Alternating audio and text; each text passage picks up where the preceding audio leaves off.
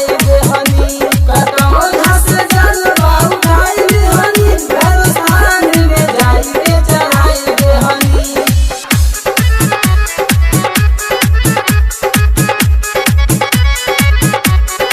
भैरवस्थान में जाई के चढ़ाई देहनी नया डिजाइन के नया बाटे कांवर नया बाटे कांवर हो नया बाटे कांवर दिन के ले आइल बानी देखा आई सावन कटौझा से जलवा उठाइल हनी भैरवस्थान में जाई के चढ़ाई देहनी भैरवस्थान में जाई के चढ़ाई देहनी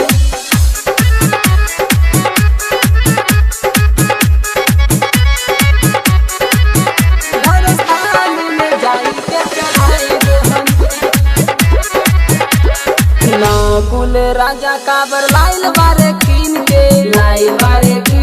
हो लाइल बारे कीन के 400 मारी जल चढ़ाई हाथू गिन के